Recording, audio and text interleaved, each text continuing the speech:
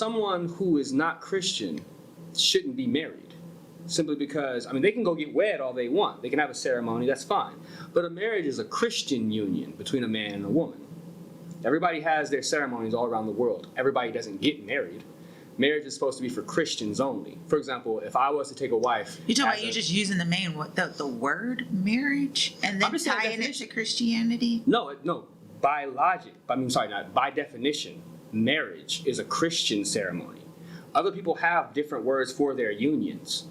But marriage itself, because in the States, the reason why it's promoted marriage is because the States is a Christian country. And we have Christian customs here, and that's what we've all been taught. But they get married all over around the world. That's what we decide to call it. And yes, they do. And they're not all Christians. Right, but that's taking right in something that you don't belong in. For example, as a non-Christian... What about the Muslim? They get wed. They have a ceremony they have a union between a man and a woman. So what's the difference between wed and marriage then? Because being wed is a decision between you and I as regular people, non-religious members. Marriage is between Christians. Because? By definition. Because. For example, why would you, as a regular person, if you weren't Christian, why would you feel the need to be wed in a Christian church? Because people want to go before God and do it. And so God is in the Christian church? It doesn't have to be in a Christian church. People. I'm trying to get you to get. You don't have to be in a church to get married. You can get married in a park, and still be. You could be a Christian and get married in a park and not get married at a church. Well, the whole point is you have to be Christian to get married. Well, that don't make sense to me. Well, because the definition for the word has been misconstrued. So, like I said, and that's because we're in a Christian country. So all their practices get mixed in with ours. So, for example, people want to get married at churches. Well, that's because that's what Christians do. People want to get married because that's what Christians do. The white dress, the black tux, that's all a Christian ceremony. Mm-hmm. If you were just a normal person who wanted to be with someone for the rest of your life, you would simply have a wedding, a union between a man and a woman. But I feel like that's hard because even... once again, it's hard because it comes into... When you get married, even in our customs, if we're talking about like customs and why people are doing what they're doing, there's a lot of pagan roots in our customs.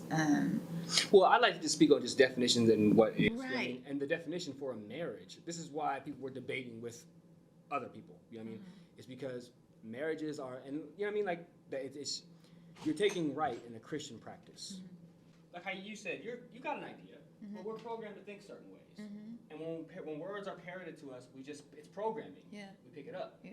So that's what's happened with like the word marriage. Yeah. It's not for everybody. That's why Christians get offended when people want to do their practices and not be Christian. Oh, okay.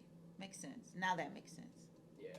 That's why the definition for marriage is marriage, because it's a Christian practice. So, and because we're not taught definitions of things, we start attaching feelings to words, which is why people like, the dude who's talking about sensitive, it bothered him, and saying property bothered him. I would say that or concept. It's not so much feelings being attached, but the concept of it is that we're thinking, when you say marriage, my mind is automatically going to a union, an agreement between two people. Now you can do it under a religious standpoint, where it's a Christian standpoint, but I think that other people who are spiritual and not Christian go and get married. Yeah, but they shouldn't. They're just by definition. That's why honestly, that'd be a but their form of marriage or how they get married can be completely different, but they would still call it a marriage. Like that's because they choose to call it. That's still my husband. That's my wife. Being husband and wife has nothing to do with being married. That's what I'm saying. Being married comes from Mary, the Virgin. Mm-hmm. You see what I'm saying? Mm-hmm. So it's a Christian union. Mm-hmm.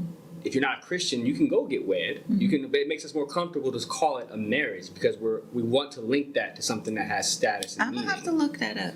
Look up the definition because I'm gonna look that up. Okay.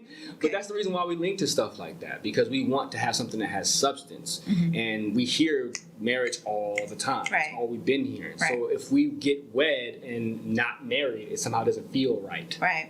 even though what we're doing is getting wed. If you're not a Christian, then you have no purpose being married. You have no purpose doing it in a Christian church. Do you see what I'm saying? With an ordained minister. Right. These are all Christian practices. Well, but is it because our legal system requires you to get married to, say, if something happens to your spouse that you can get? That's a legal agreement. That's involving the government in a legal agreement.